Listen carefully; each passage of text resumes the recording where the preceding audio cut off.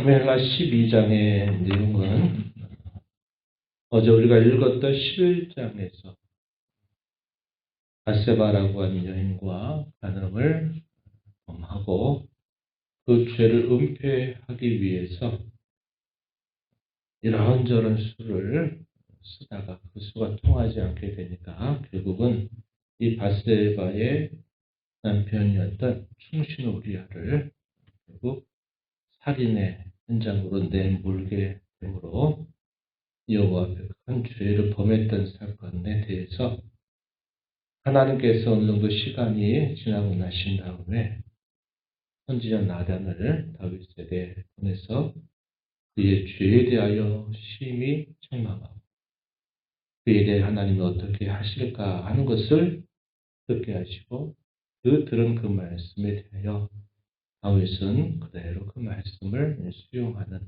그런 내용들이 소개가 됩니다. 그래서 이 다윗 왕가에 있어서 이것이 큰 하나의 분기점이 되어 그로 인하여 이제 많은 또 일들을 겪게 되는 과정을 우리가 이제 살펴보게 될 것입니다. 우리가 이걸 통해서 하나님 앞에 범하는 죄의 성격에 대해서 우리가 많은 교훈들을 받게 됩니다. 어제도 우리가 살펴봤던 것처럼 죄라고 하는 것이 어떤 성격을 가지고 있는가 하는 것들을 살펴보았어요. 죄라고 하는 것은 이 정도면 됐다. 우리가 생각하고 만족하는 순간 순식간에 우리를 삼켜버릴 수 있다. 하는 것을 우리가 배워야 하겠다. 그랬습니다. 참 많은 세월 동안 참 많은 연단과 훈련을 받았던 다윗임에도 불구하고 그가 넘어지는 것이 정말 한순간에 넘어지게 되는 일이다. 하는 것을 우리가 보게 되고 사람은 본성상 그런 죄를 범하게 될 때 그 죄를 그 죄를 가지고 그대로 하나님 앞에 고백하는 태도보다는 항상 먼저 그걸 숨기려고 하고 변명하려고 하고 그 현장을 떠나려고 하는 그런 본성을 가지고 있다 하는 것을 우리가 보게 됩니다. 그래서 다윗도 그런 일들을 계속 그렇게 은밀하게 숨기고 그것을 묻어버리고 가려고 했던 것인데 하나님이 그것을 매우 악하게 보셨다. 이렇게 하면서 11장 마지막에 소개가 되죠. 하나님이 선지자 나단을 보냅니다. 옛적에 다윗에게 보낼 때는 다윗이 이 나단 선지자를 만났을 때 나단 선지자는 어떻게 합니까? 여호와께서 함께 하시니 당신이 무엇이든지 하고 싶은 대로 하소서. 이렇게까지 말할 정도로 그가 하나님을 참 사랑했던 사람임을 선지자도 알고 당신이 무엇인지 원하는 대로 하소서라고 말할 정도였는데 이번에는 선지자 나단을 보내서 그가 숨겨왔던 죄를 드러내고 그 죄의 문제를 처리하도록 하나님이 인도하시는 것을 보게 됩니다. 오늘 우리가 읽은 이 말씀 1절부터 15절 앞부분의 내용에서는 다윗이 범한 죄를 마침내 드러내서 다윗으로 하여금 마침내 그가 범했던 모든 죄를 토해내고 고백하고 시인하게 하는 내용들이 소개가 되고요. 15절 하반절부터 23절 이 내용에서는 다윗의 범죄에 대하여 하나님이 벌을 내리시는 것. 이게 전부는 아닙니다. 간음에서 낳은 자식을 결국은 하나님이 데려가시는 일이 소개가 되고요. 그러한 과정에서 다윗이 헌신하는 그의 태도를 우리가 보면서 또 우리가 교훈을 받을 수 있고요. 하나님께서 그런 일이 있고 난 다음에 다윗에게 솔로몬이라고 하는 아들을 바세바 사이에서 주시게 되므로 하나님이 다윗을 위로하시는 내용이 소개가 됩니다. 그리고 마지막 부분은 이 암몬의 아빠 성을 함락시키게 되는 내용, 이것이 마지막 부분에 소개가 되고 있어요. 하나님께서 나단 선지자를 보내서 이 나단에게 비유를 통해서 다윗의 죄를 드러내시는데 그 비유 내용은 우리가 잘 알고 있는 내용이죠. 가난한 자와 부한 자 사이에 양이 있다고 이야기합니다. 가난한 자는 새끼 암양 한 마리를 가지고 마치 딸처럼 그 암양과 함께 보내고 있다. 이렇게 이야기하고 반면에 부자는 많은 이런 가축들을 가지고 있다고 말합니다. 그런데 어느 날 이 부자에게 손님이 찾아왔는데 이 부자가 자기 많은 가축 중에 잡아서 손님을 대접하는 게 아니라 이 가난한 사람이 딸처럼 여기는 암양을 빼앗아 가지고 그 손님을 대접한다. 이렇게 이야기를 합니다. 이 말을 들었던 다윗이 분개합니다. 뭐라고 말합니까? 이러한 일을 행한 사람은 마땅히 죽어야 할 자다. 이렇게 이야기를 하고요. 이 빼앗은 암양에 대해서는 4배를 갚아줘야 된다. 이렇게 이야기를 하면서 일종의 판결을 내린 겁니다. 그랬더니 나단 선지자가 뭐라고 말합니까? 그 사람이 바로 당신입니다. 이렇게 말을 하게 됩니다. 그러면서 그가 범했던 그 죄가 갖고 있는 성격이 뭐냐 쭉 이야기하는데 그것이 뭐냐면 여호와의 말씀을 없인 여긴 것이었다라는 사실을 강조합니다. 구절을 한번 가서 보십시오. 구절. 이제 내가 나를 없인 여기고 햇사람 우리아의 아내를 빼앗아 내 아내로 삼았다. 이렇게 표현했습니다. 또 이어서 10절 말씀에서도 보시면은 뭐라고 말합니까? 9절에서도 그렇게 말하고 9절에서도 그렇게 말했죠. 먼저 여호와의 말씀을 없인 여기고 나보게 악을 행하였느냐. 10절에서 이제 내가 나를 없인 여기고 이렇게 표현했어요. 범죄하는 것은 하나님을 없인 여기는 행위였다 하는 사실을 지금 거듭 이야기하죠. 14절 가서 또 보시면요. 이렇게 말합니다. 이 일로 말미암아 여호와의 원수가 크게 비방할 거리를 얻게 되었다. 이렇게 말합니다. 죄를 범하게 되면요. 여호와의 원수, 사탄 혹은 마귀, 그 편에 서 있는 사람들이 비방할 거리를 얻게 했다. 이렇게 말합니다. 우리가 그런 죄를 범한 죄인이 아니냐. 그래서 보수하고 참소하는 일들이 따라오게 된다는 겁니다. 사단이 그런 별칭을 가지고 있죠. 참소자라고 말해요. 참소자. 너 그런 죄 지었잖아. 너 그런 잘못 또 범했잖아. 너 또 범할 거잖아. 이런 식으로 계속 우리의 마음을 찔러대는 거예요.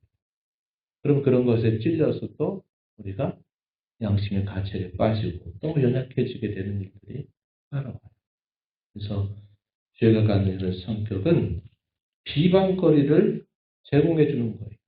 우리를 공격하려고 하는 이 참소자인 사탄에게 그리고 반대편에 서 있는 그런 사람들에게 참소거리를 제공해 준다 이 말이죠. 그리고 역시 그것은 하나님 보시기에 악한 것이 된다. 다윗이 범한 죄에 대하여 이렇게 하나님께서 선지자 나단을 통하여 이렇게 계속 말씀을 하시면서 뭐라고 이제 징계를 내리실 것을 말씀하시면 10절과 11절에 보면요. 칼이 너의 집에서 영원히 떠나지 않을 것이고 너와 너의 집에 재앙을 일으키고 내가 너의 눈앞에서 너의 아내들을 빼앗아 너의 이웃들에게 줄 것이다.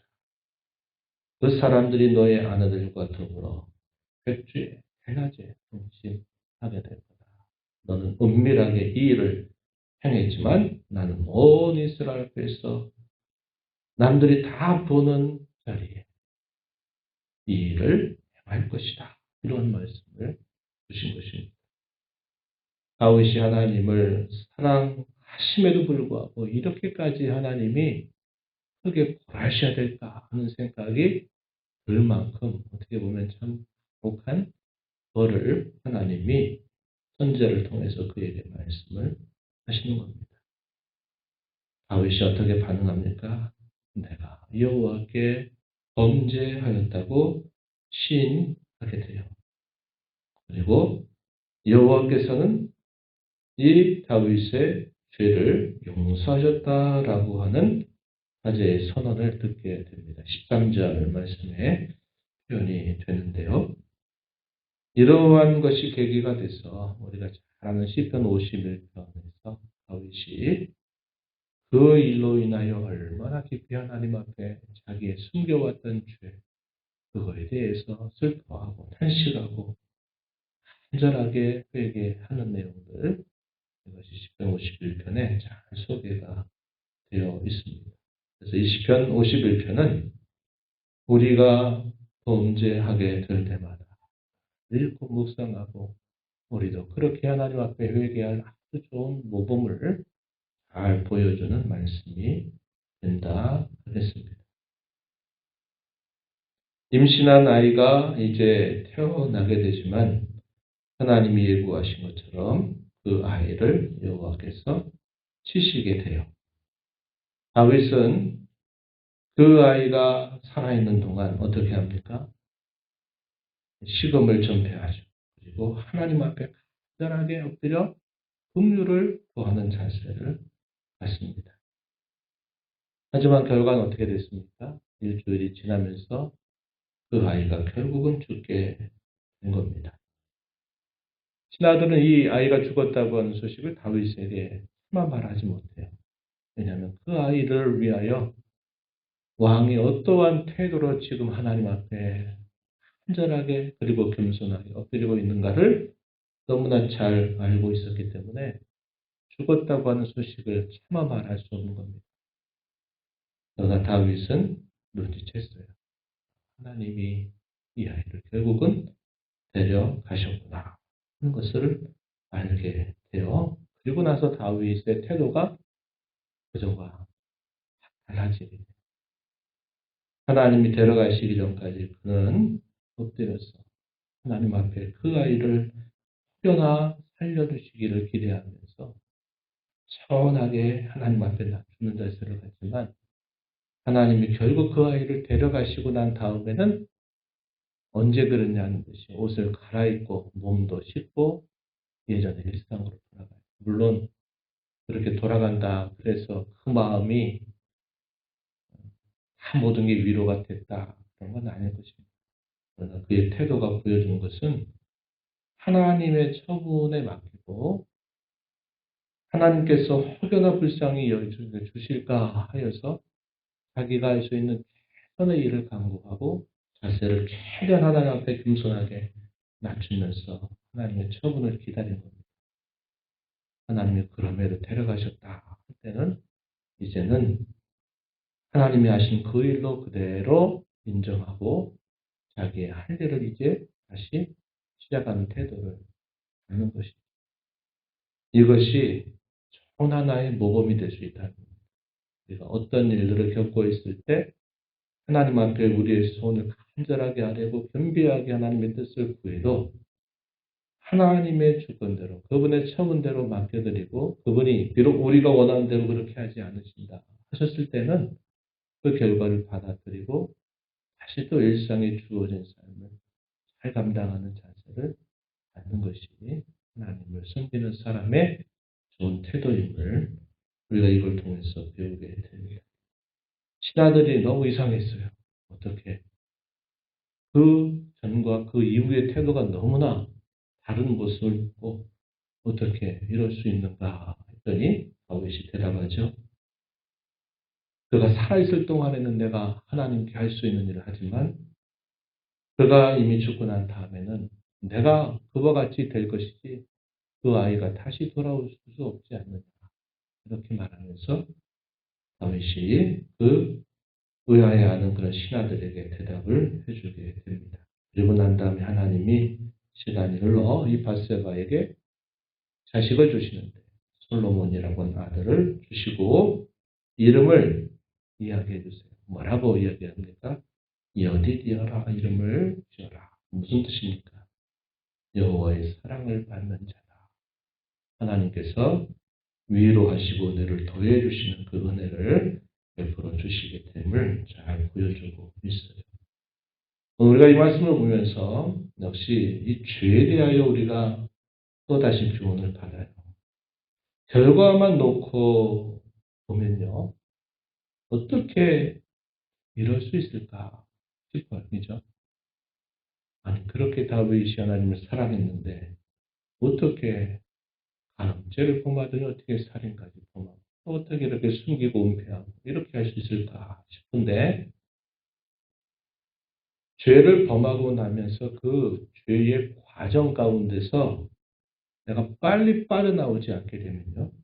이렇게 될 수 있다는 것을 우리는 배우게 되는 겁니다. 죄가 우리를 몰아붙일 때 빨리 그런 과정에서 우리가 빠져나오지 않게 되면 이 죄가 이렇게까지 우리를 망가뜨릴 수 있다. 그 훌륭한 다윗, 그 하나님을 사랑했던 다윗마저도 이와 같은 모습을 겪게 된 것을 우리가 보면서 이 죄라고 하는 것이 갖는 그 무서운 성격이 바로 이렇구나 하는 것을 우리가 기억할 수 있어야 합니다. 다윗이 범죄하게 된 계기가 뭘까요? 영적인 긴장감이 떨어진 거 뭐 분명하겠죠. 그러나 이 나단 선지자를 통해서 그에게 하시는 말씀을 보면 그가 죄를 범하게 된 그 시작은 그가 부족해서 죄를 범한 게 아니었어요.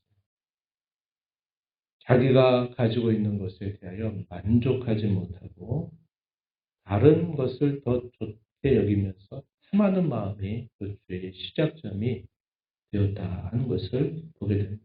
한번 생각해 보세요. 우리가 뭔가 부족해서 죄를 범하게 되는가? 아니면 내게 주어져 있는 이 상황 속에 내가 그것으로 만족하지 못하고 더 무엇인가를 갖고자 하는 욕심, 탐하는 마음이 있을 때 죄가 시작이 되는 거예요. 잘 돌아보면 부족해서 죄 짓는 경우는 거의 없어요. 만족하지 못하는 거예요. 욕심을 부리다가 항상 죄를 범하게 되는 일이 시작이 돼요. 우리 마음을 잘 단속하는 것이 중요하고요. 죄를 우리가 안 범할 수는 없으되 죄를 범하고 나면서 그 죄로부터 빨리 빠져나와야 돼요. 순식간에 그 죄는 우리의 영혼을 삼켜버립니다. 그래서 우리를 영적으로 무뎌지게 만들고요. 우리를 공감하게 만들고 마음을 완악하게 만들어버려요. 그뿐만 아니라 매우 나쁜 결과, 예상치 못한 일을 우리에게 가져다 주기 때문에 우리가 죄를 범했을 때는 죄를 범하고 난 다음에 빨리 그 죄로부터 빠져나오는 것이 우리에게 대단히 중요하다는 것을 잊지 말아야 된다는 겁니다.